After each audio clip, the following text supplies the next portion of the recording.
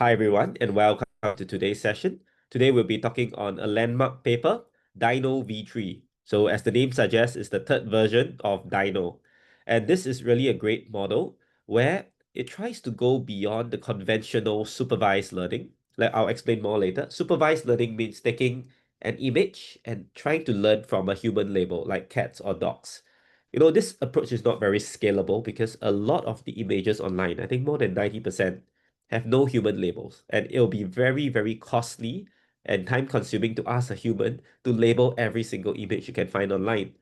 So can we use a method that does not need human labels? And DINOv3 is one such approach. It uses this thing called self-supervised learning, or actually in some sense it's a contrastive learning. You give it one image, you split into two different views. One is a student, one is a teacher, and the student tries to learn from the representations of the teacher. And it's a self-learning method. Like gets the teacher is like the better version of the model, and the student keeps learning and learning, and eventually the student will become the teacher. So using this way of learning from itself, DINOv3 builds upon its predecessors like DINO and DINOv2 by adding a very, very significant change. It's called the gram loss function, which tries to anchor the meaning of patches inside the loss. So before this anchoring the meaning of patches inside, it does not really do very well when you train for very long. The images, the resolution of the hidden vector becomes very kind of diffuse. It doesn't really capture the semantic meaning anymore after you train it for long iterations. But DINOv3, because of this gram anchoring function, it manages to be trained very well and is very high resolution. So what's useful about DINOv3? You can use this DINOv3, which is actually a vision transformer as the backbone. You can use this to do almost any vision task. And later you see you can do depth estimation, you can do classification, you can do segmentation, you can even do some form of learning to map it to text so that you can describe an image in text, and then you can use that embedding kind of thing to find your images using DINOv3. So it's really quite an extensive model. And with this breakthrough, you can use it to do almost any vision task. So it's really fantastic. Let's take a look at how it works. So as what I explained earlier in the first slide, how can we learn from this massive unlabeled image and video data online? And supervised learning, while good in the 20,000s, like 2000s, it doesn't really scale very well now, especially with the information age where a lot of people are uploading stuff, but there's not enough people to label them. So this is like kind of a historical lesson in some sense. Like if you look over here, this is supervised learning. And supervised learning has been able to, this is ImageNet 1000 classes, trying to find out the label of an image like dog, cat, ImageNet has 1000 classes. You need to label correctly. 1 in 1000, very difficult. So supervised learning has made a breakthrough. I believe this part here might be AlexNet, where, the first convolutional network, neural network that helps to solve like images. Okay, before that, the accuracy was like below 20%, I think. Yeah. After AlexNet came out, wow, it's a huge jump. And then eventually it reached a plateau here, like sometime about 90%, like 2020. That's around when I started my PhD. So supervised learning has reached a plateau, right? Because you can't get any better than the human labels. And in fact, a lot of the ImageNet labels are wrongly labeled. So if you can get 100% in ImageNet, then your model is learning something wrong. Yeah, so human labels have reached a plateau here. And in order to scale things better, we need other approaches. So what has been tried? There's this thing called weakly supervised learning. I think many people haven't really heard of it before. To me, it's my first time hearing it as well. Weakly supervised learning is a way to learn where the labels are your metadata. So this is something quite interesting because in online, you have image caption pairs, right? You don't have a human label here, but you have your image, and then you have your metadata, which is like the caption of the image. And you can learn the image caption. And this like caption is not really a human label in some sense because people upload the image, they write their own description. that is nothing to do with like the training set for your model. It's really just whatever metadata you can find online. And other metadata features, maybe some people can classify them as animal or object. Sometimes when you upload to sites, they will ask you like what kind of picture it is. So you can use this kind of metadata to try to train your model to match all these labels. So that's just like by the way kind of learning. I don't intentionally label my data for your training, but this data exists online because of the metadata. So weekly supervised learning was something that people tried to leverage, and I think it's quite quite good in some sense because you are learning more than just human labels. You are learning from stuff that can be found online. So you can see that weekly supervised learning also reached sort of a plateau quite fast, like 2020s reached there. I mean, because in some sense, you don't get more than what people put labels on. Like it's still a label by a human. It's just the human does not intentionally do it for your data set. So if you reach a plateau, yeah. So you can use weekly supervised learning. It's just that not all images have metadata. So this approach doesn't scale as well. So how about the last approach? This approach is what Yen LeCun is very famous for saying that, this is the approach to go. And I strongly believe with him, believe in him. This is called self-supervised learning. Okay, self-supervised learning is very special. It means that you learn on your own by just observing the world and you don't use any labels at all. So it's like, babies, human babies, they observe the world, they look at the world for 9 months, 12 months, and then eventually they learn how to walk, they learn how to move objects. So this form of learning is quite dominant in humans. Like we learn a lot just by observation. So self-supervised learning is like that. If you just observe the images, you learn from the different images that comes to you, no labels at all. Can you learn similar features? Can you learn the underlying features between images? And the answer is yes. I mean, there are a few methods of self-supervised learning. One method is, you have an image patch, you mask out some patch here, and then you try to predict the image that has no mask. So like you have a mask image, and then you try to predict the mask section in latent space. And if you're interested to find out more about this, this is called iJEPA, image JEPA. There's also video JEPA that uses the same kind of concept. Here, this self-supervised learning we are talking about is slightly different. We are taking an image here, and then we are splitting it into two views. So we have image goes to image 1 and image 2. And each image will get processed in a separate way. So in the original DINO, the one path is the teacher path, and the other path is the student path. The teacher only gets the global views, and the student gets both global and local. So the idea is that by doing that, and we try to get some form of representation here. So we have an embedding here, or vector representation. Let me just write this out somewhere. So if we can get a vector representation out of this model, yeah, after you pass through like the image 1 and image 2, you have a vector representation. So I mean you have to pass through they call it a backbone. So you need to pass it through certain model. So in this case, the model is a vision transformer. Later I'll cover what's a vision transformer. So it passes through like a vision transformer, and then it gets a vector representation, and then you see the similarity, and the loss function is the similarity between this.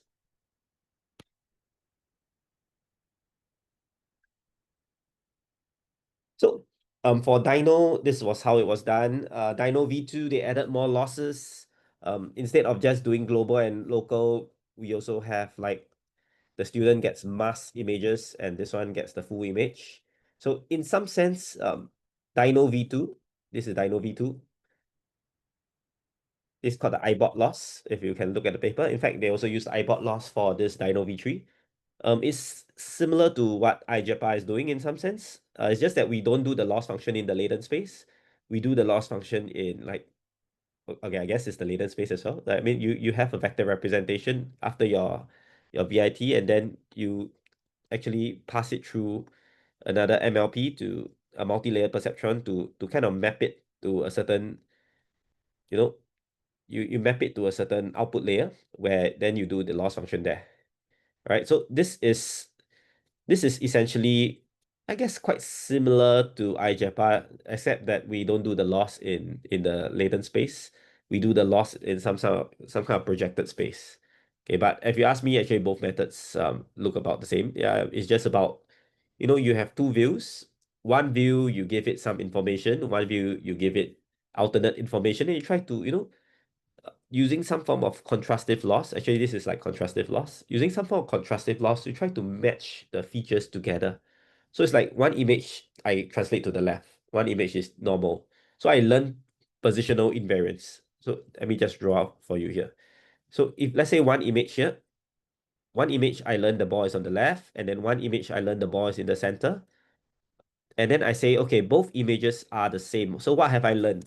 I have learned positional invariance because regardless of how you shift the ball, it's still a ball, right? So other things I can learn is that if you skew the image, you change a different color, you mask out some patches of the ball. Like for example, here I mask out this part of the ball, and then it's still a ball. I mean, it's just occluded by something. But I learned in the hidden representation or the vector representation that both are balls. So, depending on how you perturb both images, you learn different representations. So if you change the position, you learn positional invariance. You change the color, you learn color invariance. Change the scale, you learn scale invariance. And so these are kind of things that, you can train the model to learn. And, it's okay to do different things like scale invariance, color invariance. Essentially, in the vector representation here, it would have some essence of color invariance, scale invariance somewhere inside there. And it probably shouldn't conflict with one another because there's enough space in the vectors to represent different kind of like characteristics of your image. And the beauty of doing this is that because you can do your perturbation by yourself, you don't have to rely on the human label. You can perturb however you want. Right? One day, if I realize that, oh, I can convert an image to UV or to, I don't know, heat map. And then I learn the heat map versus the real image. Then, you learn the heat map invariance, or you learn depth difference by doing one image as the depth and one image as the non-depth. But you can't do that because like you may not have the depth model. But supposing you have a ground truth depth model, you can actually perturb one image with a depth model and the other is the normal one, and then you learn how to map the depth model to the normal image. So there's many things you can do here, and you can see self-supervised learning is a little slow to begin with because it's not easy to learn in the latent space. It's not easy at all. I mean, unlike the human labels where it's concrete and objective, the latent space itself, there's no real objective. In fact, here you're even learning from yourself. You're learning from the teacher and the student, and the student once in a while will then update its weights to the teacher, and they use the exponential moving average weight update. So you update the weights slightly. Yeah. So this is the way that they do it in DINO, and I think this way is prone to collapse because like sometimes if your teacher learns wrongly, you learn the wrong embedding. So it's quite important to you know constantly feed in good quality data and good quality perturbations between the two images so that your teacher can be as correct as possible. All right, because if you bootstrap to the wrong objective, because your teacher itself during the training, your teacher is frozen, the teacher is frozen, so the teacher weights are frozen. So the only thing that learns is only student learns. So this is how the architecture works in general. And if you don't have your teacher as a good ground truth, it's like learning from bad examples, right? And if you learn from bad examples, you won't learn very well.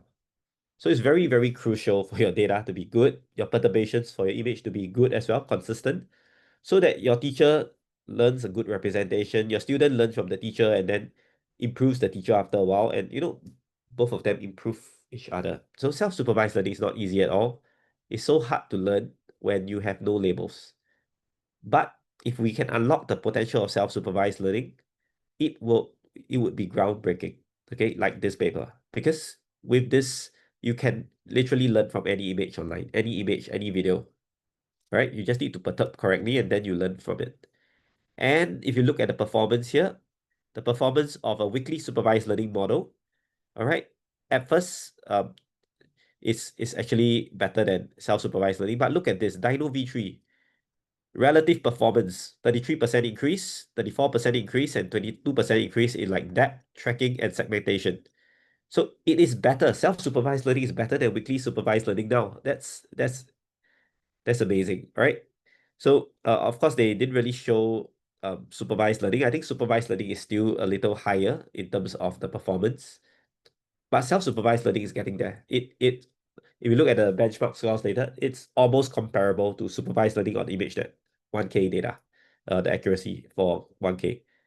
And you look at the PCA. PCA is principal component analysis, where we see how close the features are for each of these like patches. And you can see that if we look at this image here, like you can see that the entire hand is the same.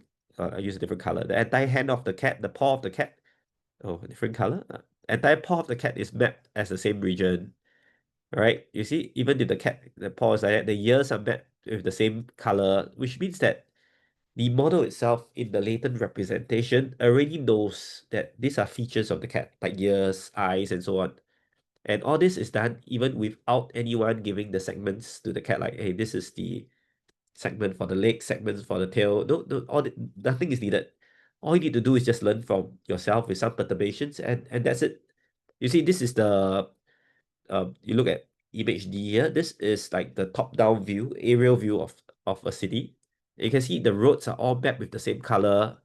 Um, grass patch is the same color. I guess blue is I don't know, buildings for certain kind of buildings. And the red maybe is another kind of building. Yeah, so you can see that it's already mapped pretty well. Here also, these grass patches are all with the same color. And this is really quite remarkable because this is quite high resolution. If you zoom in, all right, it's as though you are using like Photoshop and then you draw a line very tightly bound to the road. But this is not Photoshop. This is using DINOv3. All right. So it's really quite cool because if we can get this kind of resolution, it unlocks a lot of potential to do object tracking, all right, to do like classification of faces and so on. You can use this model to do it. All right. Before I move on, any questions so far? I think I covered a lot of things right now. And yeah, this is really quite important. The idea that self-supervised learning can scale and can get such detailed representations. Yeah. One question. Oh, yes, sorry, go ahead. Um, so you are talking about self-supervised learning in the context of multimodal domain, right? In this case, it's images and videos, or I mean slices of images. Yeah, so it is. I guess you could say there's some form of text alignment as well, but that comes later. But this self-supervised learning is just purely learning on images. Okay. I just want to bring a remark. Even next token prediction is also about self-supervised learning. Oh, definitely. Yeah, it's just that for images, we don't have a very like clear way of doing next token, right? Like you can't exactly. Uh, no, I think for at some point, I'm not sure if that's still the case, but at some point, people are exploring doing next patch prediction. So they tokenize the image Oh, and yes, yes, yes. So it's like this iJapa, right? You mask out certain parts of the image and you predict your mask section. Yeah. So yeah, so I think actually on that I have a question. So how since we are talking about JPA, right? So like I always see yellow coding like uh saying that next transformer is not like it's not the end of the story because not enough knowledge to construct a reliable world model and that so yeah, he's but trying. Japa also uses a vision transformer as the Yeah, backbone. exactly. So Yeah. I do not understand the distinction because especially if you are also doing next token prediction, and nowadays the multi-model LM is like also doing. I don't understand. Basically, my question is I don't understand what he is advocating for and what the current state of the art. Like, what's the distinction or what's the gap? Do you know? I think in some sense, iJapa is a little different from next token because, okay, I guess if you think of image tokens as a patch, right, then yes, it's the same. Yeah, so it's just a semantic thing like next token in terms of NLP versus next token in terms of images. you are still doing next token prediction. It's just that the loss here is not whether the next token is correct, because you can't, for images you can't say that next token is correct, because images you cannot say whether next token is correct, because the Why not? token is high dimensional. You can't really map it back down to a word. So you have to use some form of like loss function in the latent space, or like what DINO did, you have to map it back to a vector representation, and then okay, here the vector representation you might say it's the latent space, but it's a projected latent space. So yeah, you have to map it down and then you have to compare vectors. You can't say that, hey, I see whether my output distribution for the token is correct. Yeah, because there's no token per se. Like you don't have 70,000 vocabulary words to choose from. Like images, each patch can be infinitely many possibilities, because like we're not infinite. It's the same for text prediction because you are comparing the loss, the cross entropy loss between two vector as well, the vector that consists of all the possible tokens. So it's also continuous.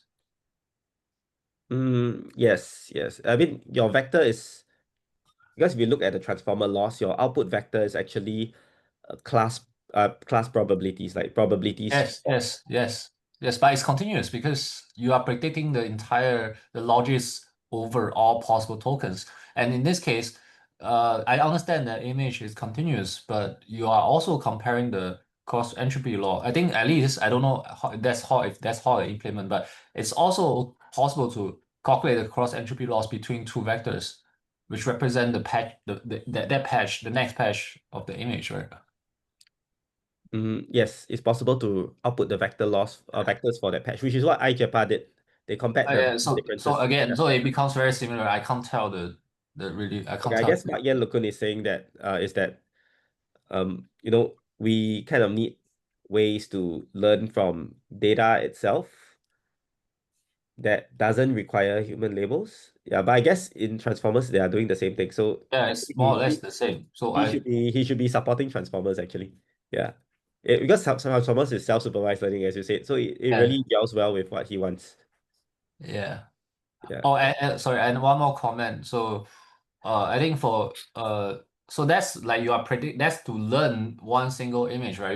You can predict and tokenize it, then predict the patch, and but you also can for video you can do the same by across do the next token on the next frame prediction along the time axis. Yes, yes, And that's what they did also. So you can slice the image up by frames, predict the next frame, and so on. Yeah. So I mean, frames itself is a little hard to predict, but you can predict the patches of the frames.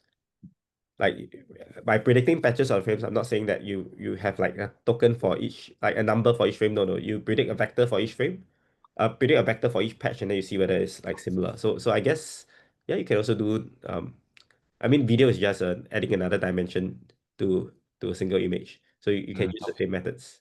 okay. Yeah. All good. Derek, good. Yeah, I did have a question. It was about the EMA, the exponential move not the moving average. It is the Exponential moving exponential, average. Yes. it is the moving average. Okay, so I'm familiar with moving averages, but from a different context. So in this context, I'm trying to read into it, is what is it averaging exactly? Like the weight, like the most recent weight movements of the parameter update, or what is the moving average in this context? The what is it updating exactly? Oh, it's the model weights, the weights and biases. Right, right. But by understanding of the EMA, the exponential moving average is that the way that it averages is a normalization of the recency at the most recent movement and taking away weight from the oldest movements of whatever you're measuring. Like in trading stocks, for example. So I'm just trying to understand when it does the averaging, is it adding weight to the most recent weight parameter updates, or is it just completely different usage of the terminology? Is it just a averaging of all the weight parameters? Yeah, for that we have to look at the paper for DINO. You want to take a look? I can share the paper. Hang on for a while. Sure. Yeah, I might be sidetracking, but I was just trying to get clarification. No problem. I think this is quite a useful question. It's just that I haven't really remembered the formula, so it's best to show you the formula itself. Give me a while to load up the paper.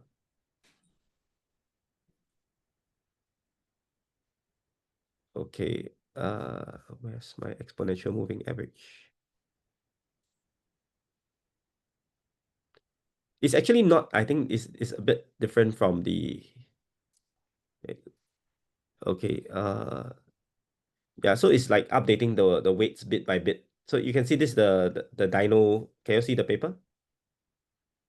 Yeah, we all have access. Yeah. This the DINO paper. So if you look at the DINO paper, actually the exponential moving average is actually something like this. So you have the original weights, and then you update some part of it the original, some part of it with the new weights. Yeah, so I think it's some form like, I shift my weights bit by bit to the student network, but I don't shift totally. I still retain a bit of my teacher network.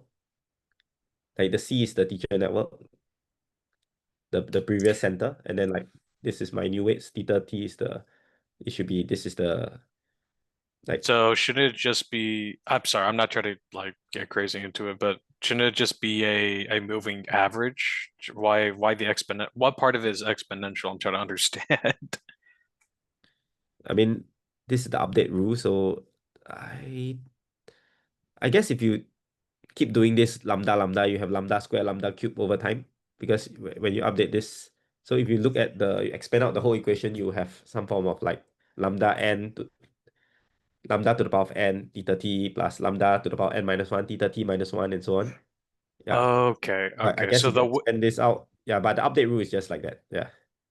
right, so the update rule is just the over time you do your averaging bit by bit, but the actual the when you roll it out fully, it is exponential. Okay, so the way they use it is different in this context. It's exponential, but it's not exponential in a time scale context. It's they're referring to I mean, I guess it's the exponential over time if you expand this out. Yeah, because your theta t can expand with lambda theta t okay, minus 1 plus 1 minus lambda gotcha. theta s minus Yeah, 1. the way you use email usually it refers to like the you add weight to the update of the most recent movements of your parameters or to your model. It could be like a linear regression model or whatever, and then you take away weight from the much older movements of the previous movements of the past. So it's exponential because you have an exponential weight on your most recent movements, and that allows for a more smoother like line of fit when you're trying to measure like recency and like what's like the most recent update and what direction is it trending towards in the graph. But in this case, what they're saying is that it's just an exponential update rule. It's actually exponential just because of like how long you update it for. Yeah. Actually, it's Okay. quite, I mean, I guess they tried to replace the entire teacher with the student network totally, and it collapsed. So they realized that, you see over here, copying the student network for the teacher fails to converge. So I guess they try to, change it minimally, but change it in the direction of the student. Yeah, so I guess they tried many different loss functions, and this is, I mean, quite many different ways to learn from the student, and this works. They also have I realize this centering term is not the student. The student gets updated here. And then this one here is, even the teacher itself has another way to, normalize across itself, like across the centering term. So it's I guess it's just a way to, change it slowly, but change it in the direction of the student. It's quite similar to principal policy optimization, PPO, in the sense that you try to change your policy towards a better policy, but you try to preserve the original policy as much as possible, like using KL divergence laws and so on. So it's like, to summarize in English, I want to move towards a better objective, but I don't want to move completely. I move in small steps. Yeah, I guess that's what this loss function is doing. That's what this change in weights is doing, by just, Okay. yeah, moving towards the student in small steps. No, that elaborates it because I know there's been other papers that have done EMA, but I just never know what they meant by EMA. I've always thought they meant like EMA, like actual like Like um the stocks, right? The stocks kind of. Yeah, like kind of like the stock trading talk, like the actual like EMA where it's like you measure the way of movement based on like the time scale or time step, I should say, time step movement. Based on the most recent time step, that's your largest exponential. Okay, that Yeah. makes more sense. Cool. Yeah. I mean, I also learned something. So yeah, thanks for asking that question. So yes, let's move on because there's quite a lot of slides. So let me just fundamentally describe a vision transformer for those not very familiar. I mean, I think all of you are quite familiar. So vision transformer is a way to say that, in English, we always have like the cat sat on the, then you have a token, right? So your token, you predict map. And then you kind of learn how to predict this token by using the output probabilities and, learn from the output probability distribution. So the thing is, for text, it's quite clear cut how to get the tokens because you can split by subwords and so on. How about images? Can we split images like words? Can we take an image and then say that, hey, this image is word one, word two, word three? And so Vision Transformer tries to do that. So I myself am not a fan of Vision Transformer, but I see a merit in it because it can process things like tokens. All right, image tokens. So over here you have images here, and your image here can be labeled like 1, 2, 3, 4, 5, 6. So it's like, you take a slicer and you slice the image up into multiple parts. So you have like an image here of this building, and then you slice into different parts. So here's image 1, image 2, image 3, image 4, image 5, image 6, image 7, 8, and 9. And you know what?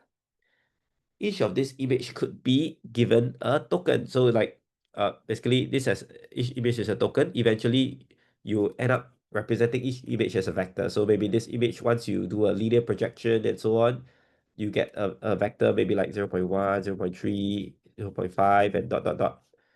Okay, you have a vector for each and every token of the image because um you run through some process to get your tokens. Here they did a linear, they flattened the patches into a one dimensional array, and then they just use a multi-layer perceptron to embed it. Yeah, you can do that, or you can do other methods. I guess you can use a convnet here if you want. So Vision Transformer makes it simple. You just using some representation of your image itself. You slice up the image, you pass through similar projection mappings into a vector, and then after that, voila, forget that it's an image. Treat it like a sentence. Every single patch is now a vector, right? Then you just do your multi-head attention like how you do for your images. You have your embedded patches, you go through multi-head attention, you go through MLP, and you keep doing this. You stack up multiple, this called self-attention layers. You stack up multiple self-attention layers, and at the end, we will get a vector. We'll get a vector at the end. So maybe the vector is like this. The vector would already have, because of the self-attention, it will already take into account the entire image itself. Okay, and you then pass it through a projection head, which then you can do classification. So the original VIT was trained on the classification data set. They call it the JFT 300, I think 300 million different images. But in all honesty, you don't really need to use supervised learning to train your vision transformer. You can train your vision transformer using self-supervised learning if you just replace this class head with something else, which is what the DINOv3 is doing. They use a teacher and student model to learn different kinds of vector outputs here, and then you compare the vectors, you can get a loss function. So the idea is really very simple for image vision transformer. Suppose I just split the image arbitrarily into squares or patches, and I embed each patch. I treat each patch like a word, okay, and then I predict the next token. So in this case, I don't predict um in the original vision transformer, I don't predict like the token here. I predict like maybe a class. And it's so doing, like, I seek to understand, like, let's say I have like image patch 1, image 2, image 3, image 4, and until image 9. I seek to predict a class. So in so doing, I hope to, better tune my representations of how I project my images. So this is the original vision transformer. The later versions, you can use self-supervised learning to predict the vector similarity between a patch, a mask patch, and so on. Yeah, so it opens a lot of doors for doing self-supervised learning because we have discretized what was once potentially infinite. Like the number of pixels is just too great. But if I just say, hey, this arbitrary area, I stamp there, I say this is patch 1. All right, this is patch 2, this is patch 3. All right, I just arbitrarily slice up my image. Yeah, you can then process each image separately. Okay, disadvantages though, is that you might slice up wrongly. All right, so if you look here, this is an image about a ball. Okay, or maybe like a person's face. Okay, maybe a ball. Yeah, so maybe I slice up a ball. I can slice up like that. I can slice up like that. So each image can be encoded separately to ball, right? Like your embedding might give you ball. Okay, I think it might give you ball here. Another one give you ball, and here give you ball. But you see the disadvantage of this is that what is my original XY coordinate of this? Okay, so the XY coordinate here, is it represented anywhere in this slice? No, it's not really represented anywhere in this slice. So that's why Vision Transformers added a position embedding so that, you can say that, hey, this image here, maybe this is from 0, like 1, okay, I don't know how you want to label this, but you can add in, here I start with index 1 and 2, all right? Like, so over here, this one could be saying, hey, this patch is 1, 1, this patch is 1, 2, this patch is 2, 1, and this patch is 2, 2. You can add in this, and then like all things, you can embed it into a vector, all right? And you can learn this positional embedding to condition, like saying, hey, this is the bottom part of the image, this is the top left. So you can have a position embedding as well. In fact, you must have this. If not, everything won't make sense anymore because you don't know how to fit the pieces of this jigsaw puzzle together. So then there's still a disadvantage here because like your original like ball center is here. Within this patch itself, all right, within this patch itself, I don't think it's able to say that, hey, the ball is at the bottom. Yeah, you know, you have this very fine grained stuff that is missing. That's why a lot of times when we use vision transformers, like we pair like image input with like XML for positions of elements in UI. No, this is called app agent. You can go and check out the paper. So a lot of times when we use vision transformers, we basically cannot just use the image itself and expect to get positional resolution to it. We can't because it's not good. Like within the patch itself, it's not able to identify. Maybe between patches it can because of positional embedding. So yeah, so this is one downside, which I think DINOv3 addresses, because DINOv3 can do very high resolution patch slicing. All right. So over here, we have a class embedding that we can add in here to the 0 patch. Okay, so this class embedding will say that, hey, this is maybe an object, this is an image, and you can learn this class embedding according to, your classes. Like, so this is extra stuff you can put in. Essentially, the idea of Vision Transformer is that you can learn by splitting an image into patches and then just outputting a vector. And then you can use this vector to do something. Like here, they use supervised learning to map it to output distribution and learn the loss based on that. You can also use self-supervised learning loss to use that hidden vector to, predict patches and so on. Okay, questions before I move on?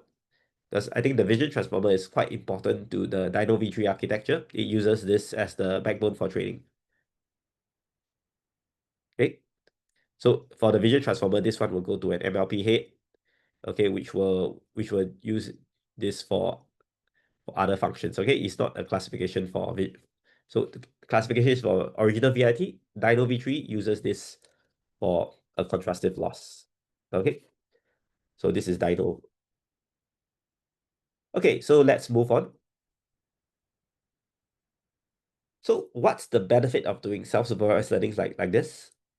Is that just with a single frozen backbone, this is from the paper, by the way, a single frozen SSL, self-supervised learning backbone, can serve as a universal visual encoder that achieves state-of-the-art performance on challenging downstream tasks, outperforming supervised and metadata-reliant pre-training strategies, which is actually the weekly supervised learning. So it's cool. You don't even need labels. It outperforms methods with labels. So this is something like, the transformer era with learning on all the texts of the world online. It beats training a sentiment analysis model just on sentiments, it beats training I don't know, a document type classifier based on documents, or it beats training a joke creator based on previous jokes. Yeah, you just need to use one model, train it on massive amounts of data, and with the right training objective, you can learn the kind of fundamental attributes, characteristics of your data that you can't learn just with a single classification model, right? So this is quite cool because if you look at the vision transformer here, you can just take this final model, go through a projection head, here they call it MLP head, multi-layer perception head. You can then put this to any downstream task. All right, so the idea of this is very, very, very similar to this paper, which you can check it out. So this is called BERT, bidirectional transformer. So you can also use MLP layers to go to various downstream tasks. So by training this very, very nice transformer backbone, this self-supervised learning backbone that is based on the vision transformer, I just put it to various heads. One head can go to video, one head can go to depth estimation, one head can go to, I just write here, like video, depth estimation, segmentation. So you don't even need to have a specialized model like segment anything model. You can just train a very general model like this, and it can work for segmentation, classification, what else? I guess the rest you will see later. There's a lot of different downstream tasks that as long as your representation here is good, you can use it for many different tasks that can leverage your learnings from this self-supervised learning method, right? So this is really cool. Like we have just like soft images in some sense, because if you can do this with very high resolution for your patches, you already kind of help to mitigate the downfalls of the original vision transformer by making it a very high resolution feature representation of your image. That's really cool. So this is the DINO thing that I have described a little just now. So the original DINO paper and the current DINO paper is essentially about the same. Just that there's more losses for this one. So the original one, you have two views, X1 and X2. And I said before, the teacher is the more global view, and this is a bit global. There's global, and also there's more like what do you call it, global and local views. Yeah, you can have more local views here. So you learn global, local invariance here. Here, we slowly learn from the student by updating the teacher bit by bit from the student's networks, weights, and biases, right? And the loss function here is just by projecting, this is actually the vision transformer, right? By projecting the vision transformer output, okay, there's also a projection layer. So this softmax there's a projection layer here. You do a projection. I'm not sure whether the original DINO has a projection, but the later DINO, that's a projection. You project your final vector from your VIT, and then you have you do a softmax, and then you learn from this softmax. Okay, so they actually call this the score vector. So it's like, these vectors actually like a list of numbers, like maybe like this 3, like 0.4. These numbers have actually no meaning in some sense. But if you, okay, for softmax, you then softmax this, but let's say we take the original vector like that before the softmax. So you can just give your own meaning. Like maybe this vector here is color, this dimension is color, maybe this dimension is depth. Maybe this other dimension here is, I don't know, like segment, like class. Yeah, so you can have different kinds of output layers, right? Then this one here maybe is the I don't know what else is there for images, class, motion, maybe. Yeah. So like based on this, you can then compare like by your linear projection, how similar it is to the predictions of your teacher, your student, and your teacher. So by just comparing the output vector like that, now of course here we do a softmax so that we emphasize like the key features. So this score vector can be used to learn how similar the vector representation is for the student to your teacher. And then you update your student to your teacher's score, and then you also do a centering, which you don't update the teacher. Like this is like a batch norm like that. In some sense, this is like some form of batch normalization, where you try to learn features but don't learn them for individual samples. You normalize across the batch. So that's the centering thing. So yeah, you can see that this is the way that they train it, and it's no different for DINOv3. DINOv3, you just add a patch loss. You add a patch loss. So this is called ibot loss. And you also add in that there's also a loss function across batches. So I can't remember the name later. I have it in the hidden slides. Yep. And DINOv3, we add in the gram anchoring loss, which we will cover today. So just this simple approach. Student, teacher, you learn from the student, you update the teacher. Can really get you to learn interesting representations for your vision transformer backbone. Right? All good with this? I'll continue because I've covered this just now. Good. Okay. So next, this is the key slide for today, actually. Like all that previous slides is just to give some background to what's DINO, what's DINOv3, and so on. Here we cover what's specially different about DINOv3, and this is called gram anchoring. So this is a degradation issue that they realized from DINOv3, that your feature maps sometimes after you train long enough, it becomes worse. All right, and that's because, in my opinion, it's because of the way we split patches. Like after you split patches, the patches itself are independent entities. They kind of forget where they came from. Like unlike convolutional neural networks, you have a filter to ground them in proximity.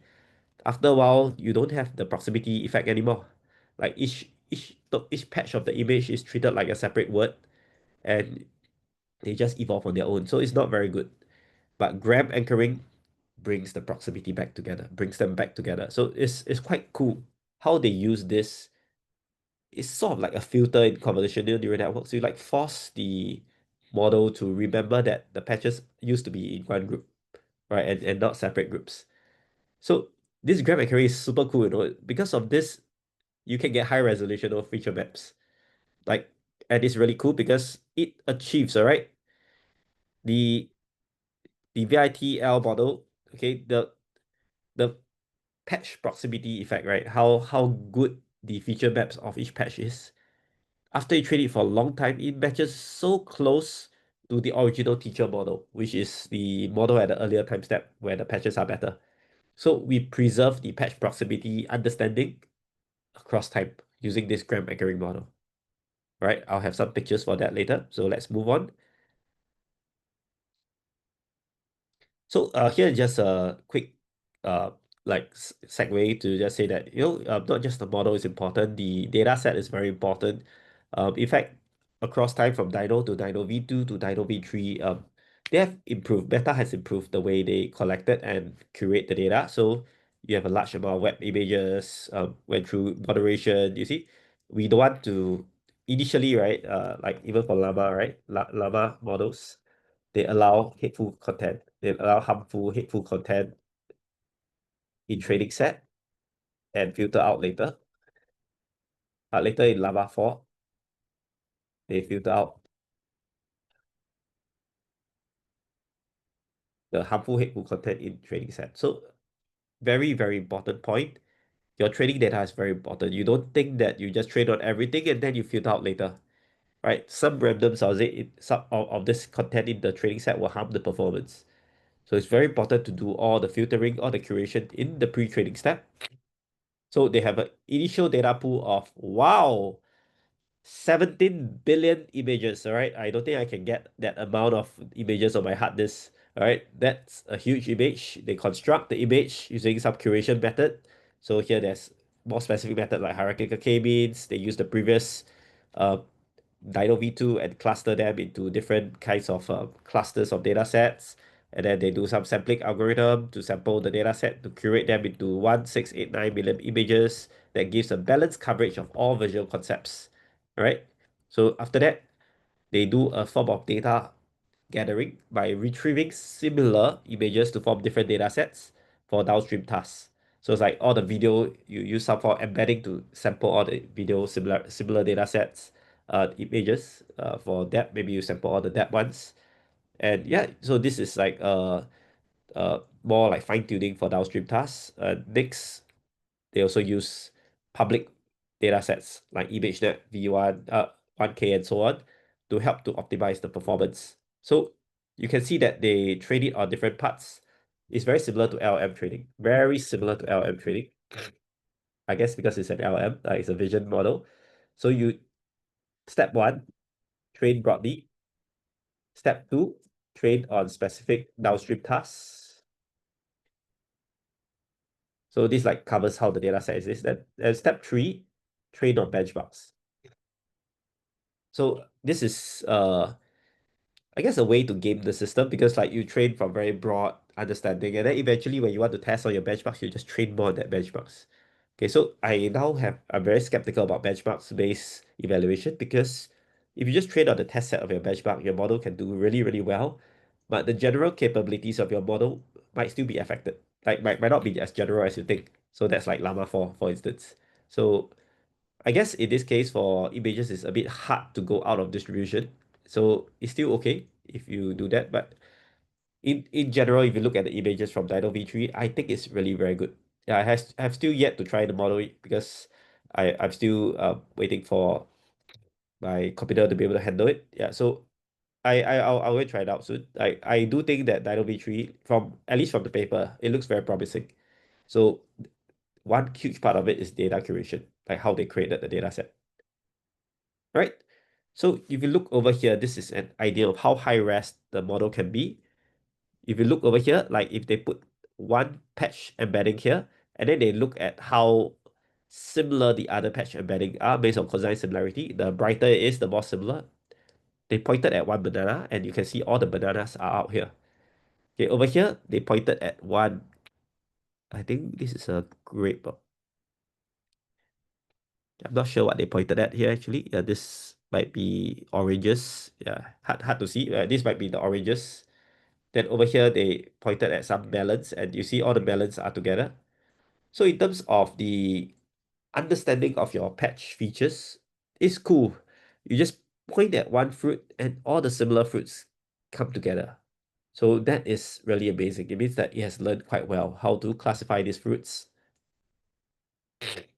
And it is very high resolution. So if we take the patches and we make the patches even more fine grained like this, you can see the eyes are still eyes, the paws are still paws, the ears are still ears.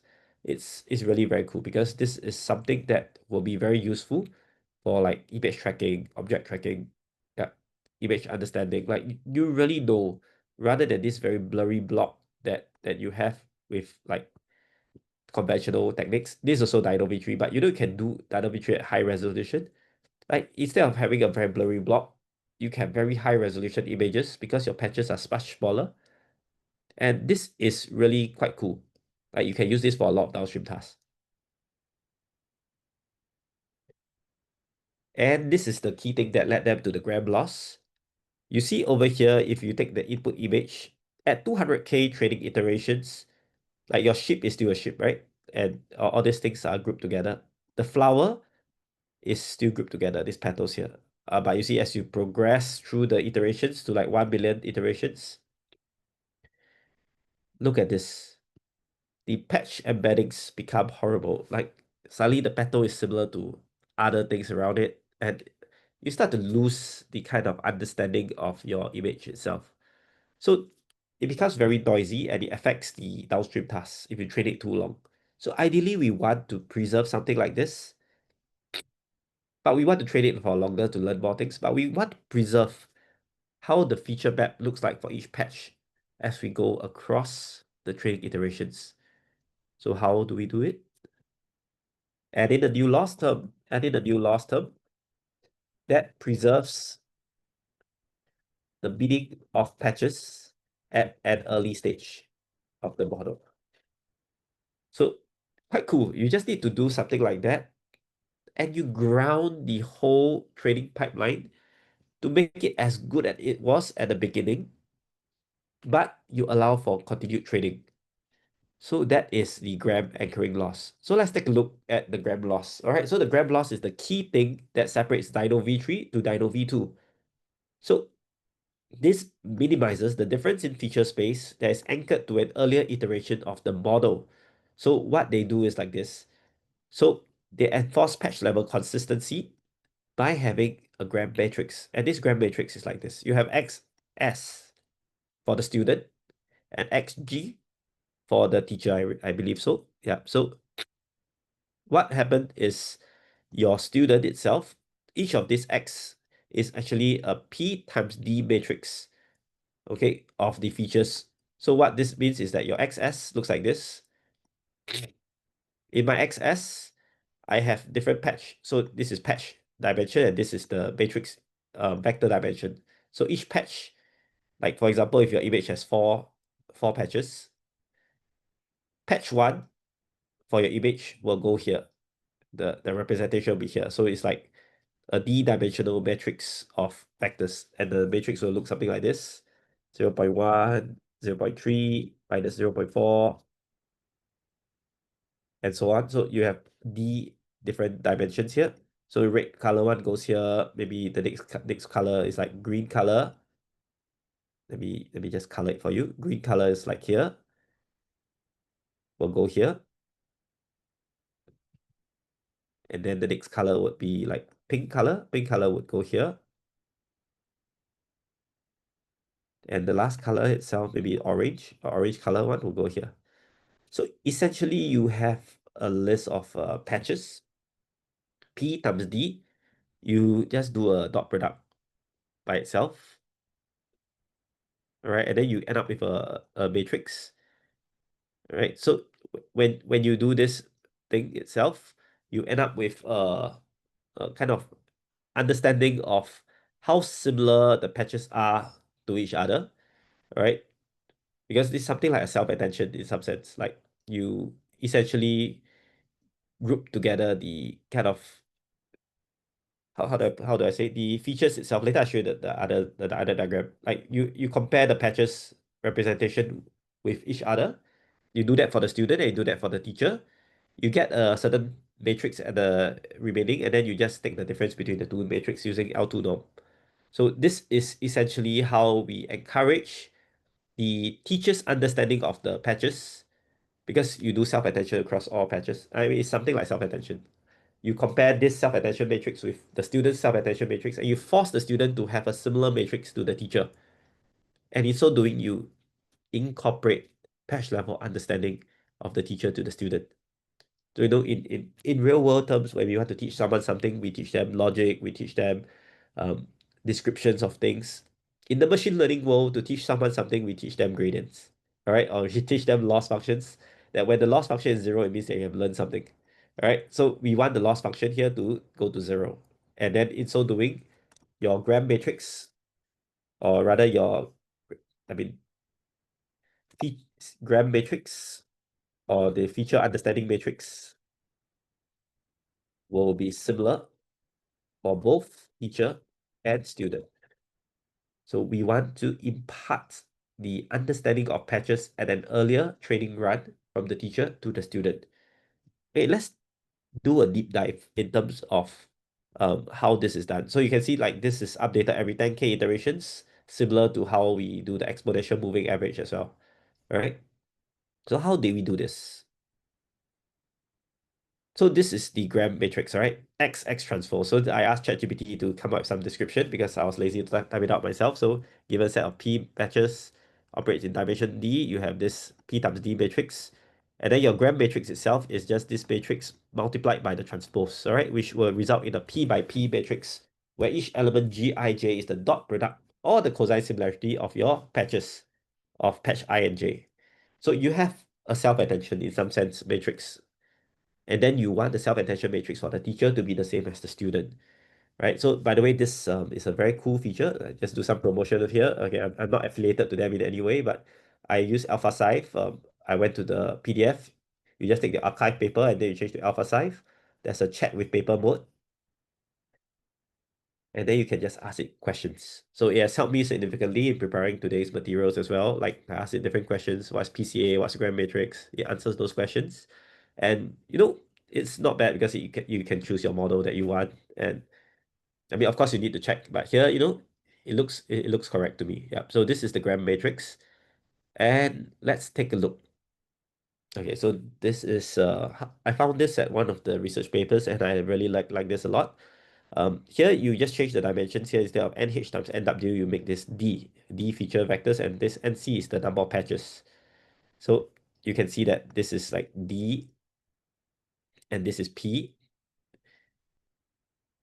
and then your grand matrix here is a p by p matrix that gives you the correlation between, instead of filters, is correlation between patches. So I mean, it's something like a self-attention matrix, because like if you do QKV, query key value is like q dot k, right? Query dot key is similar to something like this, that you can then use this to see how much attention to focus on based on how similar your patches are or your tokens are. So it's very similar in this sense, uh, except that this is two-dimensional instead of just one-dimensional, of course. So this grand matrix tells you, like patch 1,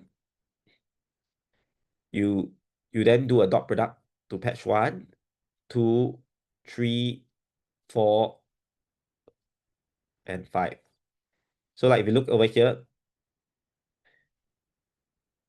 this is like patch 1 similarity to all other patches.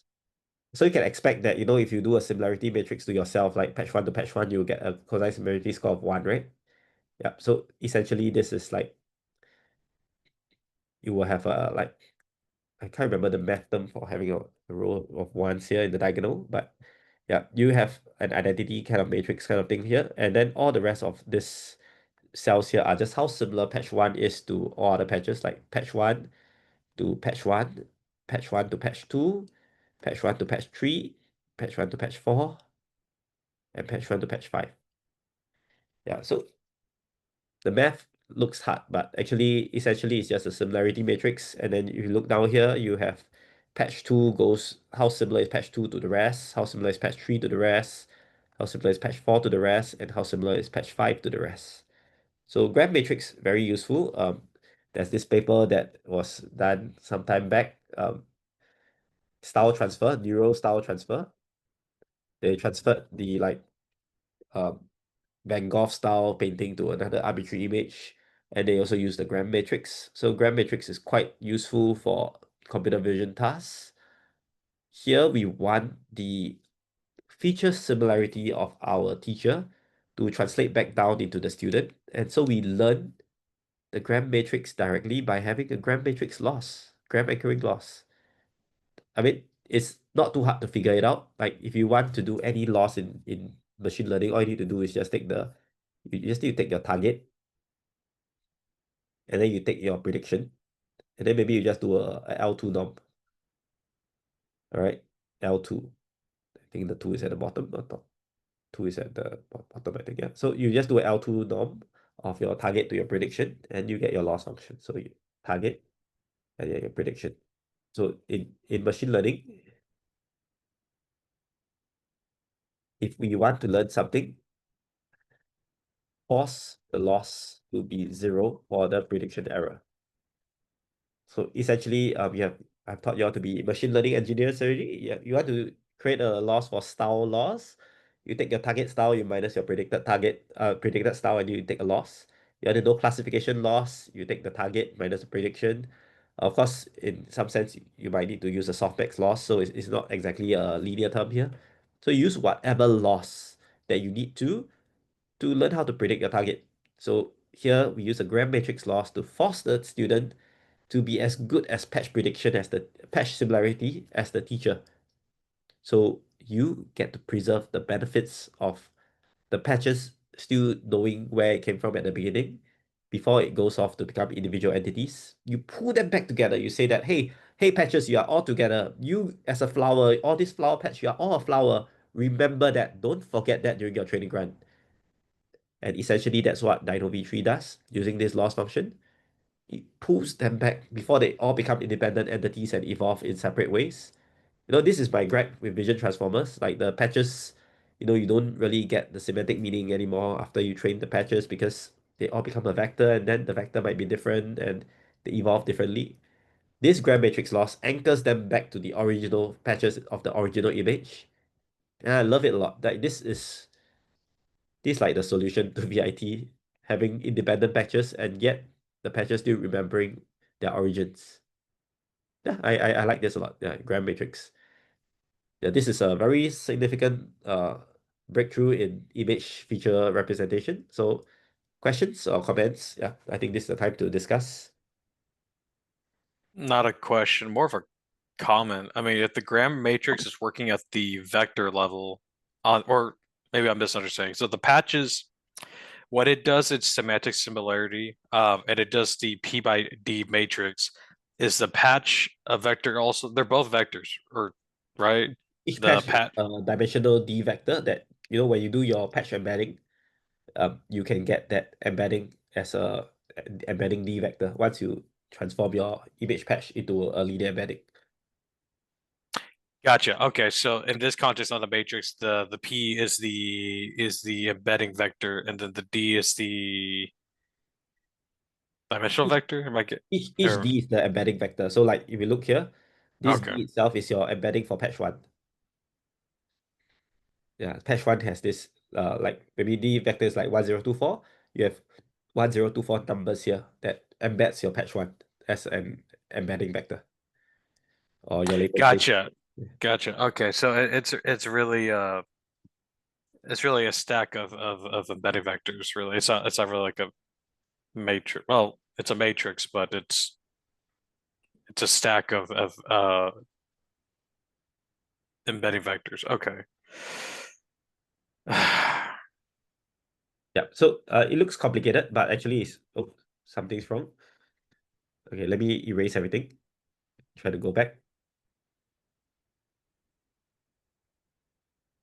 Yeah, so essentially what this does is that wait, let me stop the share and try to share again. Something went wrong with this. Okay, yep, it's back. So essentially what it's doing is trying to force the understanding of the patches that is really great at the beginning of the teacher. Like, it's really great here. We want to force this understanding all to the future states. And essentially this graph anchoring loss helps us to do that. Clear? Yes, that's fine. No, that's not the problem. Just the embedding the vectors. So the patches can be anything. So long as we get the embedding vector, we can set up the matrix and do our loss function. The patches can be anything. Is that right? We could pretty much patch any piece of data and then set up the embedding The vectors. the patch embeddings are like this one. Like each patch here, Right. you have a linear projection, right? So your patch is like here, this one. Yeah, so I believe they took the patch from the beginning of the model, not the last part. Like the beginning before they actually go through self-attention. You just take these patches here and compare the similarity. I have to check again. Oh, Yeah. yes, I yes. have to check Okay. again whether it's the front or the back, but I think it's the front because it doesn't make sense to compare the back because at the back is already contaminated with all the other self-attention, and we don't want that. We Right. want to say that, hey, right at the beginning, I want to make sure that your learning of this linear projection is constant, so I don't lose out on how I predict my linear projection for these patches. I try to force them to understand that, hey, this patch and this patch are similar. Okay. Okay. So I don't need to make my comment then because you're doing your matrix at the projection before you even reach the actual transformer. The transformer is going to do its own thing. Well, let me ask this. So does the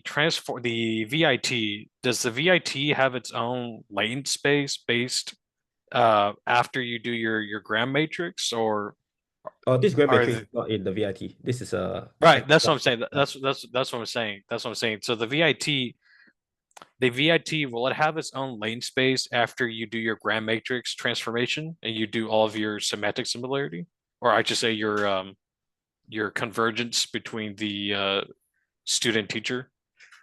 Yeah, after you do this student-teacher convergence, it just affects the loss function, but it doesn't change the process through the vision transformer. Like it might change the weights update because like this is a loss function, so it affects the gradients, but it doesn't change the fact that it still goes through a vision transformer. And then after the vision transformer, it goes through like an LP head to basically output a score vector, and then you compare the score vectors. So the whole pipeline doesn't change with the gram matrix. It's just that, you know, we have an extra loss function here. Loss function for the gram vectoring that maybe is at the start here. You do a loss function.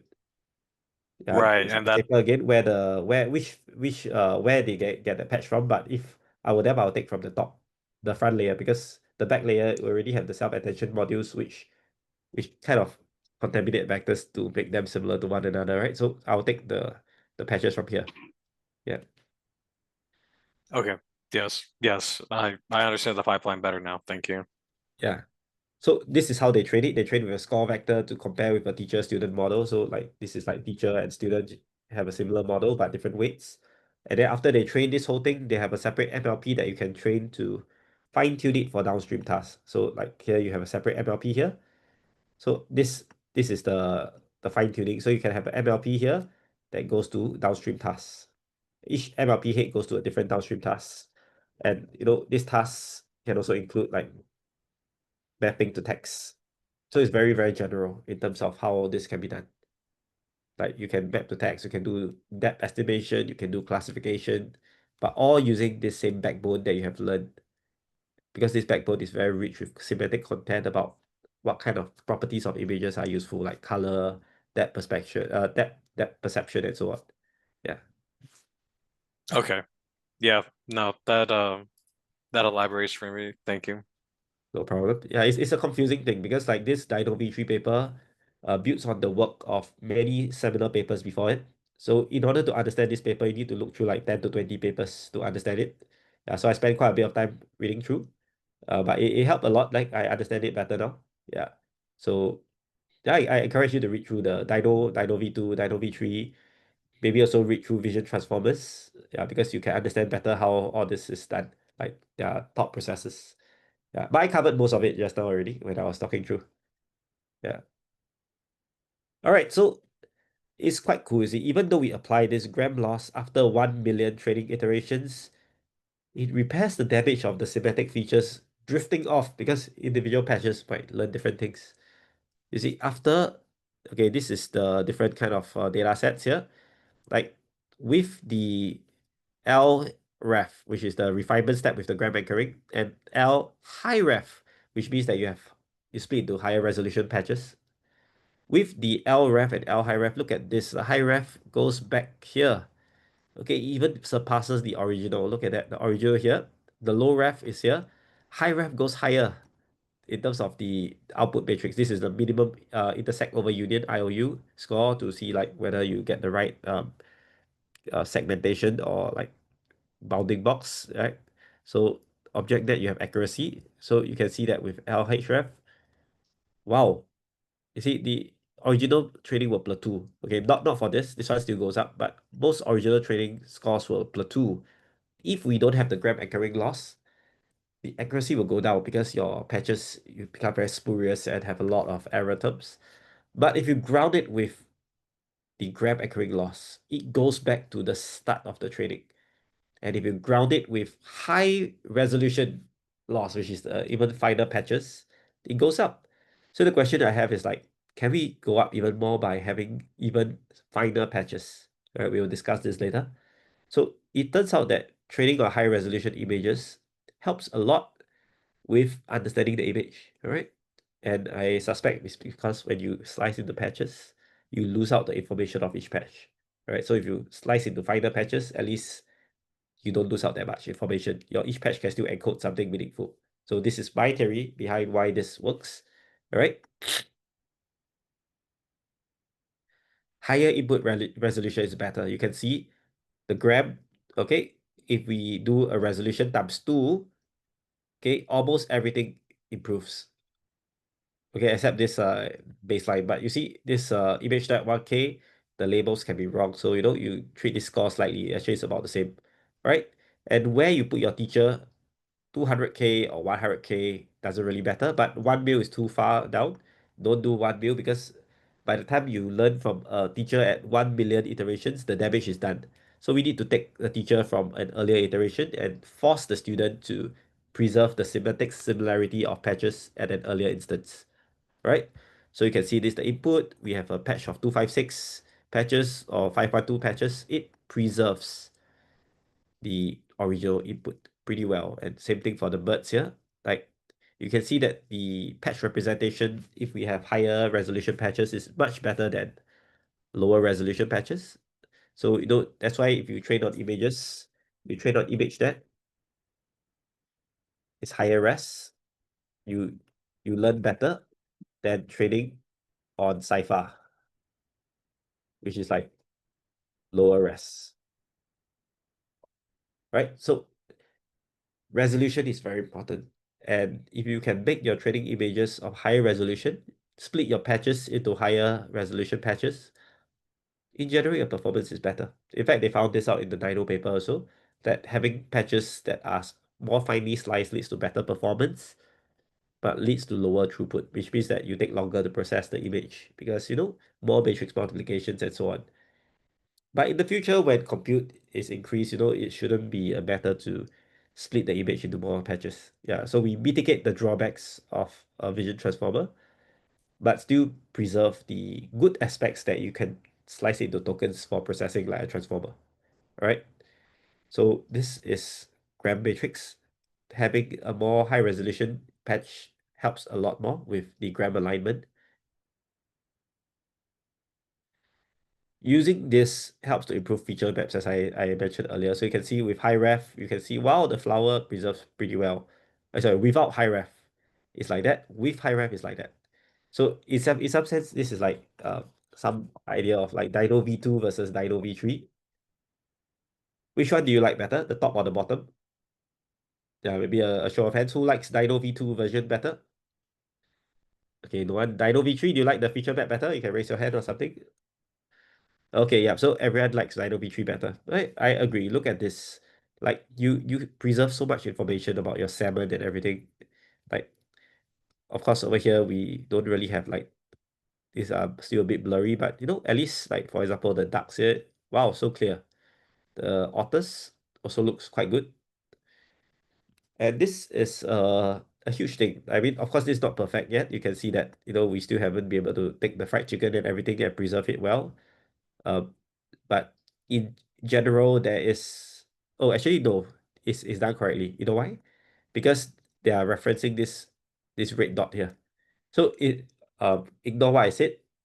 This red dot is telling you which patches are similar to this. And it found out all the sushi is similar to it. So that's correct. All the sashimi is similar to it. So, all this chicken, all this is not matched, is correct because chicken is different from sashimi. So this is wonderful. Yeah, this is wonderful. With just this one red dot here, you're able to find out all the things that are similar to it. And you can use this to do a lot of things like segmentation. You can find out which segments are more similar by just seeing which patches are similar. Okay, very, very interesting because once you get a very good feature representation, you can do a lot of things. Okay, so again, I refer you to the bird paper. But is the bidirectional encoder representation for transformers. One backbone, multiple downstream tasks. So this is a bit different from large language models where we have the downstream tasks as the output tokens. Here with the BERT model, we can use the same backbone, put it to different multi-layer perceptron heads, and you get different output tasks. Right? You can do semantic analysis. You can do sentiment analysis with one head. You can do I don't know, document classification with another head. You can do language prediction with another head and so on. So it uses something like BERT. Okay, of course, ideally for images, it would be great if you can output things as tokens and, synthesize the tokens back to an image. But it's a bit hard right now. Right now, if you want to do images, we still need to use the vector space, run it through some diffusion transformer or stable diffusion to get back the image and so on. It's not as clear cut as as word tokens. So we have to use some form of a backbone with multiple heads, right? Perhaps one of the backbone can go to diffusion transformers to generate better images. Yeah, why not? Yeah. As long as you have your VIT backbone, your vision transformer backbone, you can use that to do many different tasks. And look at this compared to other methods. Here you have DINOv3, right? You have other methods as well, SIGLIB, PE spatial. I believe SIGLIB is related to segmentation model. Yeah, so this, I have to check again. Yeah, but basically you can see that DINOv3 has the best feature maps out of all these images here.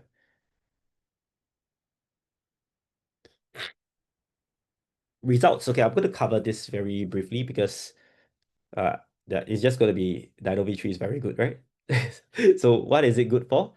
It's state of the art for object detection. You can see that it beats all the previous models, right? I'm not even going to cover this table. Okay, just look at it yourself. But I'm just going to say that it's great for this, that, all right? Great for object detection. Great for semantic segmentation. Okay, it beats all other models that have gone before it. It beats molecular depth estimation. So like whether something is far, something is near. It even beats the state of the art for 3D understanding, which is quite cool because it wasn't even trained to do 3D stuff. But I guess there's 3D images online and so on. It can beat specialized models to do 3D geometry. All right, that's remarkable. All right. Video segmentation task is very well. Like if you can look at all this, you can track the objects of the all these animals moving through time. By the way, this is something like what YOLO V11 tries to do, and I think DINO V3 does it better because it has a better backbone. All right, comparable performance to supervised baseline on image depth classification. Here you can see that the best are still like weakly supervised backbones, perhaps because the metadata contains more information. But I feel like DINO V3 is not too far off. It's like 1 percentage point away. Like here's 3 percentage point away. Yeah. So it's not that bad. All right. If you look at image depth, it's about the same. So no labels versus labels. About the same performance. That's impressive. All right. So with this in mind, you might say that, hey, why not just use supervised learning to do everything, right? You train on different data with supervised learning. The thing is, it will take too long to give the human labels for every possible scenario you want to do. But with self-supervised learning, you just take the backbone, attach the MLP head, you train it on fine-tune on your data, you get a well-performing model within fractions of the time that you take to do supervised learning from scratch. Yeah, this is I mean this is really quite good because you can do a lot more things out with this self-supervised learning model. All right, so we have come to the end of today. But before we go on, let me just cover, because I think you are a more technical group. Like, let me just cover some loss functions that exist in DINO.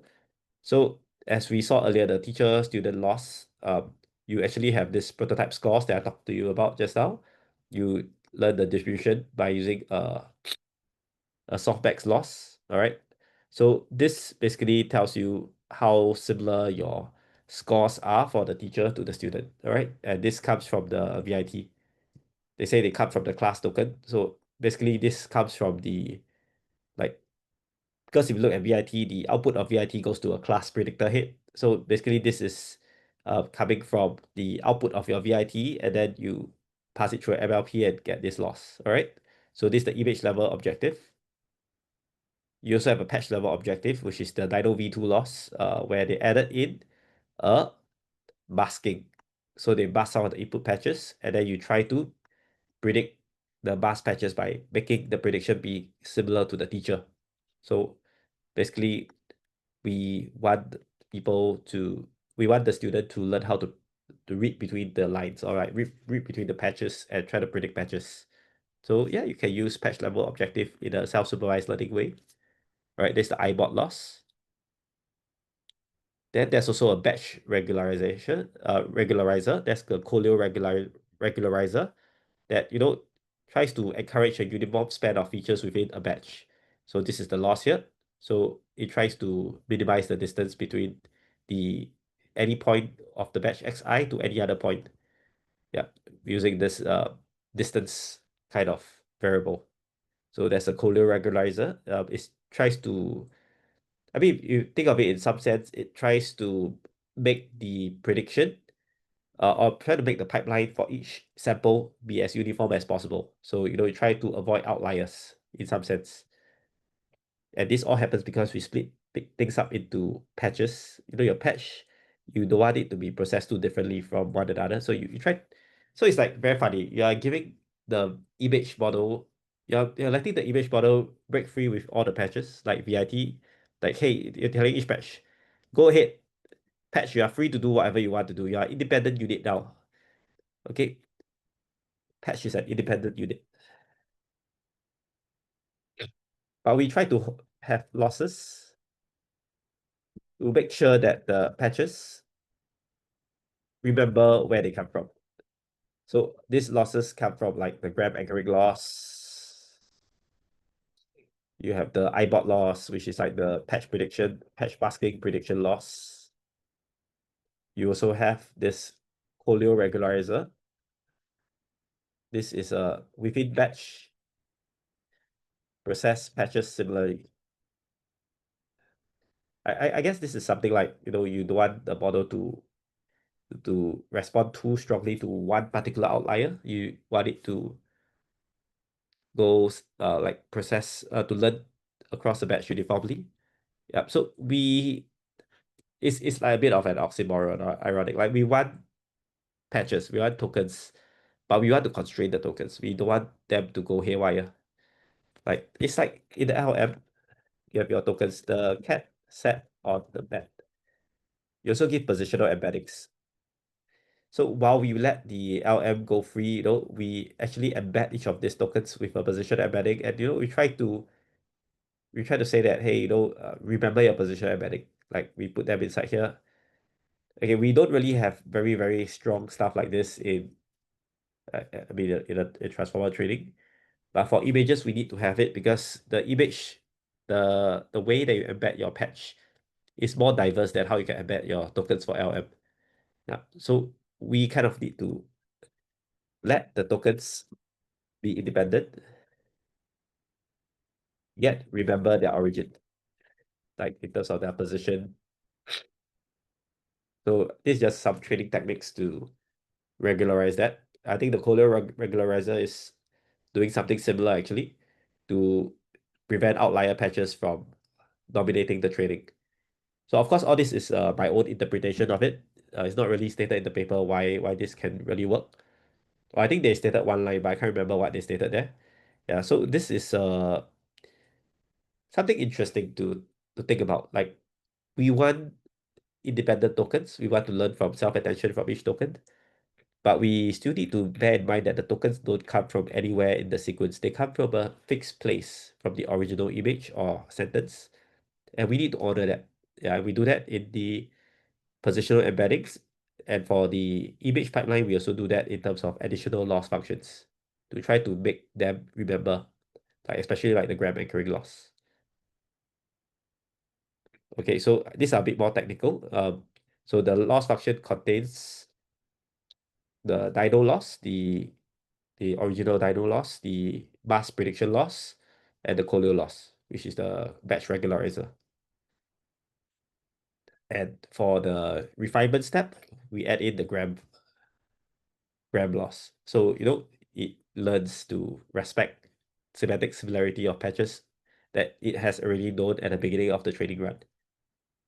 Right? I think that's about it. I'll skip this video tasking because this will take a while to cover. But I mean, the main thing is that during training, it samples randomly. During inference, it samples in a fixed way. So this is a lot of ways to do data augmentation to, you know, train with different kind of sequences. But, you know, when you test it only on fixed length.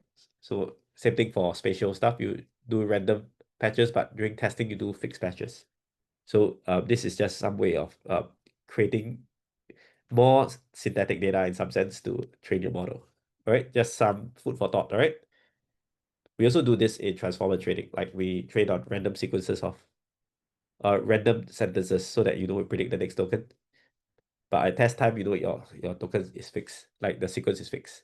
So this is used quite a lot in the machine learning world. Okay, yeah, I hope that was all right. Any questions on these loss functions? I don't really want to emphasize too much on this, a lot of math, but these are the rough idea of how the DINOv3 losses work. Good. Okay. So last 5 minutes, let's just talk about questions to ponder. So first question, so as usual, I'll just cover my answer and then we see whether you have anything else to add on. So first question is, what could be the cause of feature map degradation as training iterations progress? Like, let's go back to that picture. What could be the cause that this patches after a while, it starts to, not be aware of what's similar to each other and then just go haywire, right? My theory is that because the positional embedding in the patches itself is not good enough to like identify where it is in the image. Like sometimes the image itself, like it might learn, the patch itself might learn new things as it goes through the training run. It might start to align itself to other neighboring patches, or like it just starts to learn like, because you see once the neighboring patches change to this, soon it might get influenced and then it spreads. So like the contaminated understanding of a patch might spread to the neighboring patches and so on. And all this is because each patch is independent. It like learns from one another. So to me, that's why the feature map becomes noisier, is because each token is independent and it just learns from its neighbors. And so like if let's say you are a little gray at the beginning, you get paired with a white neighbor, you slowly start to become white. But if you're a little gray at the beginning, you get paired with a black neighbor, you slowly start to become black. So essentially at the beginning, you are the most pure and like I guess you are less contaminated by influences of others, but as you keep going through the training runs, it's just by the loss function, like you start to pay attention to who your neighbors are, and then you might lose your identity. Yeah, I mean the same can be said for human race, right? Like everyone has a distinct character, but if you stay in a group too long, you might get sucked into the group culture.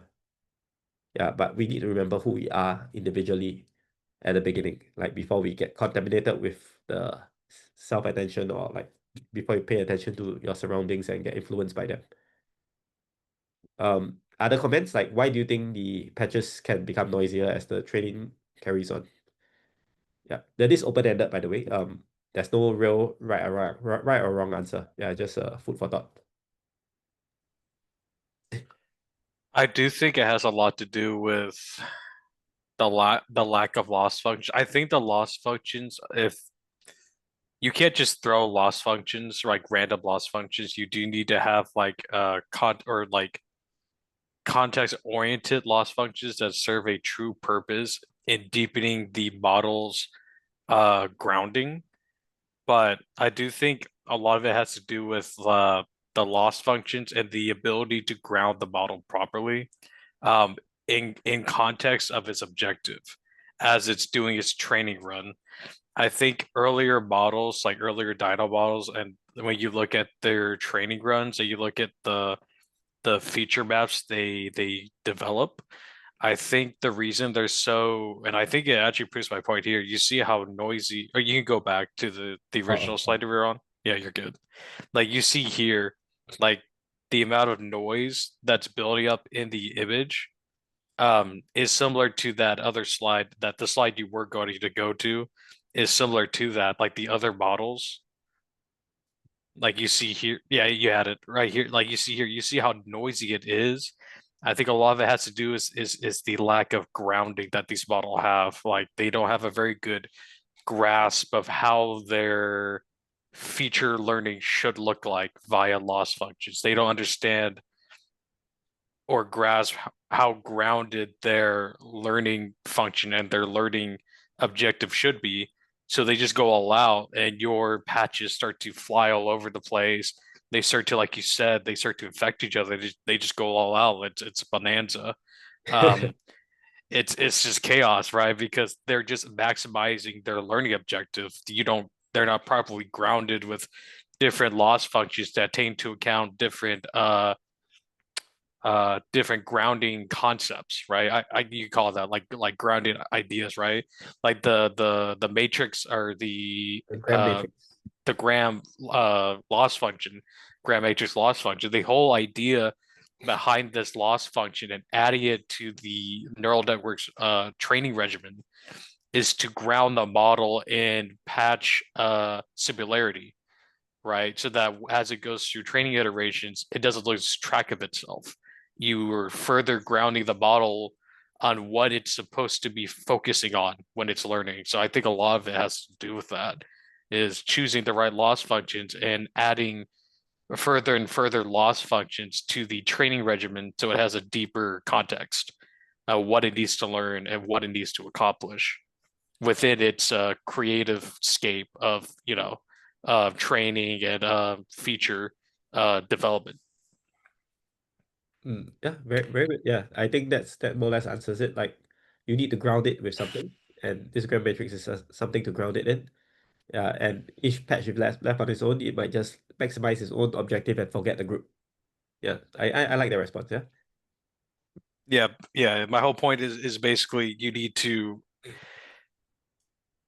choose what loss functions you use or what loss objectives you have, but adding more and more loss objectives to ground, or I just say constrain the model's learning, I think is the way to go, right? Because if you have more loss objectives and different loss functions, the more loss functions you have, the more context you'll have, and the better you can ground yourself and accomplish whatever broad uh downstream objective you have or emergent behaviors you want to have downstream via the self-supervised backbone. Yeah, there's one word of caution though. Like, if you have too many loss functions, you might contaminate or go in the wrong direction of the original learning objective. Right. Yeah, that is my point. You can't just throw loss functions at the problem. It's not loss functions is all you need. It is you have to choose what loss functions add the best context to your model and are most helpful to your I guess educating your model and Yeah, what it needs to correct. what it needs to learn on its objective. Yeah, I mean, to be loss functions are great, but we don't put too much in that. If we can change the learning in the pipeline, we should do it. Like, for example, if you want to learn from high-res images, you don't do a high-res loss function. You just slice the image into higher-res patches. Yeah, so I think that works better than having a loss function, because loss function, is just a scalar term. It takes a while for the loss to learn. But if you really have a pipeline that you can say that, hey, I want two views, one global, one local. I don't have to do a global local loss. I just do a loss to do contrastive loss. But I learned the global local relationship, like the DINO loss. So this is something that is inbuilt in the pipeline already. I think that is better. It's just that for this paper, the gram anchoring, you can't really do a gram anchoring pipeline. I mean, essentially the pipeline is gram anchoring in some sense, because when you go through the transformers, your patches go through self-attention. So it's like something like gram anchoring. But we kind of want to have an objective that says that, hey, make sure that your semantic similarity is similar to when you started your trading. So that's a loss function. Yeah. So I mean, to summarize my point, loss functions are good to align the model to objectives or like constraints. But better if you can incorporate the constraint in the pipeline itself. Yeah, I guess that's the point I want to make. No, it's a very good point because we humans are already evolved all these things like with like you see in like convolutional neural networks, right? It's a hardware thing. You can hard code the actual pipe or the actual architecture of the filters and have it hard coded so that you don't have to deal with um what's the word, like I don't want to, it's not like chance, you're not dealing with chance, but you're dealing with like you're not dealing with variables as much. You could control the environment very hard coded like and I agree to my point that you shouldn't, it's not that you're not using loss functions for everything, but for the things that you're not able to hard code and control in the model architecture, the only way you can influence the model is with like a function or with like a behavioral implant of some type. Then yes, that's when you start to get into loss functions, when you don't have a way to hard code the model or to control the model and constrain it with a hard constraint. So you could consider loss functions as a kind of like soft constraint pretty much for grounding. The way you have hard constraints with hard coding and actually like programming the architecture, you could use loss functions as a sort of soft constraint on how the model pretty much develops over time via iteration and via training. Yeah, definitely. All right, let's move on to the next question. I guess that's it for question 1. Thanks for the answer, though. Yeah. Question 2, synthetic data, can it help to increase data for the self-supervised learning pipeline? My answer is yes. In fact, synthetic data can help to increase the feature map understanding for like both these VLMs and also LLMs. Like if you have synthetic data that is pretty accurate, you can essentially eliminate a lot of the noise in the original data set, and you can learn on like a better set of data. So I realized that if you can get synthetic data for your kind of use case, it can definitely help to increase the performance, especially if the synthetic data is really targeted to the distribution of your use case. So yes, I also think that, there's this version of research called super resolution. It might actually help to get better feature maps. Because if you have a higher resolution image compared to your original one, and you use like super resolution methods to do it, like you make the flower more crisp, you might actually understand the flower better than you actually could with a blurry image. And not all images online are crisp and like clear, but if you have a pipeline to make them clear, okay, although you lose the original data in some sense, you have to interpolate, fill in the blanks kind of thing. I suspect if you have a high quality super resolution set of images, it would help to mitigate the VIT patch loss. The loss when you patchify the image. It will mitigate that even further because your patch is just a small section of the image. Yeah, so it's something like in LLMs, there's a subword tokenization. There's a word level tokenization. And also there's letter level tokenization. Okay, but letter level is not that great for understanding what's going on. So like usually people use subwords, like for example, I am walk, and then the ing is another subword. So typically we use subwords, right? This is something that like if you use super resolution, maybe you increase, like maybe originally this token I is not bad for encoding stuff already, but you can increase it even further. You can say that, hey, yeah, I can go into like I, then blank blank, m blank blank, then over here walk. Yeah, I mean it's a bit hard to explain this in terms of analogy to words, but if you have a higher resolution thing here, you might even be able to characterize like, okay, maybe originally is I M is together, but with higher resolution, you split the I and the M. Yeah, maybe that's a better way to illustrate this. Like you are able to get better resolution, but you must avoid the thing is that if you split into too fine grained stuff, in the end you become like that. We want to avoid letter based understanding. So in image sense, you want to avoid pixel level understanding. Imagine each patch is 1 pixel. That's a bit too fine grained, right? We want the patch to be like a few pixels at a time. I guess super resolution can help us to get better quality input images to split into finer patches. But there's a limit to how much you can do this because you don't want to split too finely. Yeah. So I guess that's one way to increase the data for SSL. Yeah. So especially to improve the resolution, so you can split the feature maps into smaller patches. Yeah, you split the image into smaller patches for higher resolution feature maps. I think there's a lot of promise there. Not sure if Meta is really looking into this, but I think that's a very like clear next step to me is to do super resolution based synthetic data to improve the training data quality. Yeah. Comments, questions, or yeah. So yeah, this is my opinion for this. The last one, this I answered the last question already. So yes, I say yes for this question. So yeah, a lot of things in deep learning is based on the training data. If we can improve the training data, we improve the quality of the output. Same thing, if you improve the number of patches for your VIT, increase the number of patches, you can also improve the quality of your output. Okay, of course, at the expense of runtime. But runtime shouldn't be as important anymore in the future when technology increases with better hardware. So yeah, I think that's more or less it for the questions. Relatively simple questions because this model itself using VIT, using vision transformers, is already very performant for a lot of the tasks. And we just want to see like how can we make it better. Okay, y'all have any other things you want to ask besides these questions before I end today?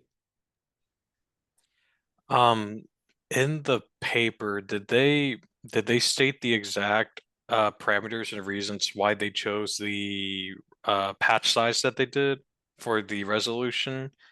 I don't think it was arbitrary, but do we know did they was that like the limit that they reached on the patch size on making it as small as possible before they lost value out of it, or did they state that reason at all?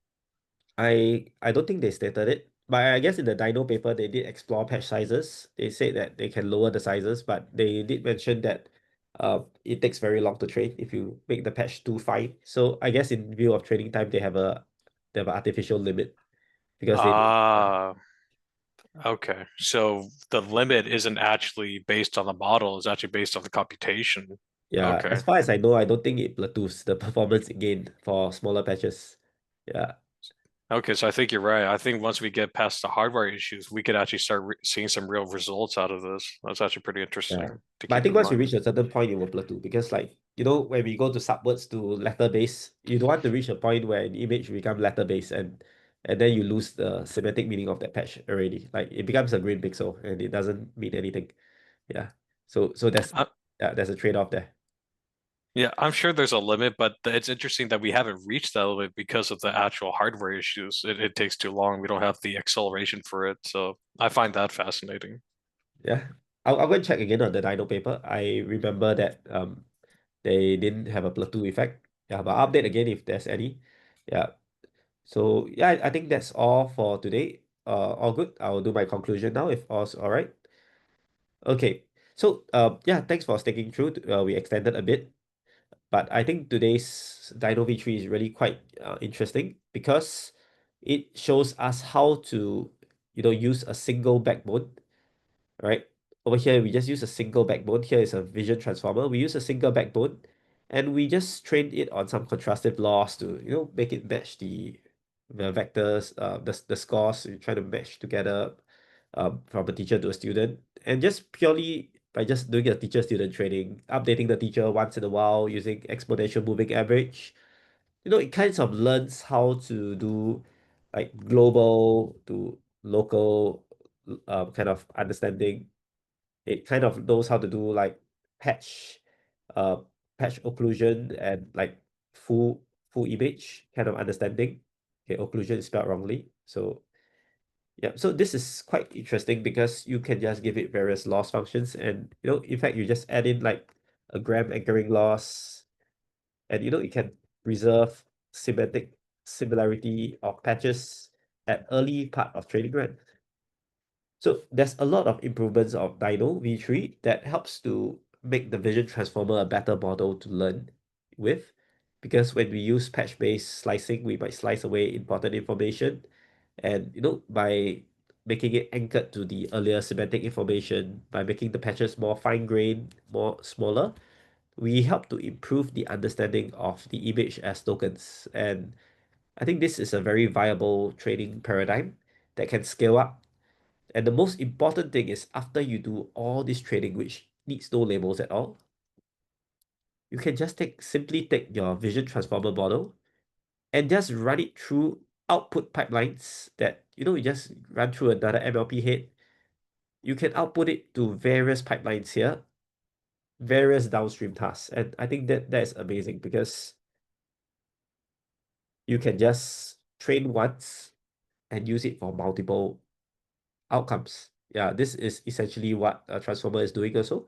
You train on multiple data, you can use it for various scenarios. You can just prompt the LM to say, hey, you are a poem generator, you are a text translator, you are a semantic analysis bot, or so semantic analysis tool. So you can use you can make a lot of cool things just using one model by just prompting it differently.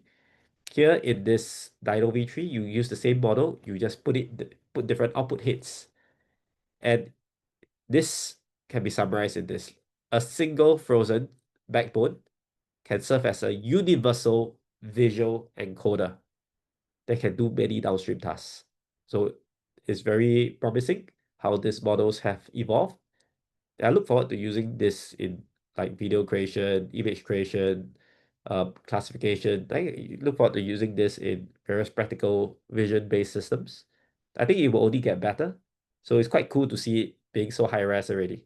So I'm quite optimistic for the future for vision models. Right, with that, that's all for today. Thanks for joining me. All right, see you around. Okay, bye.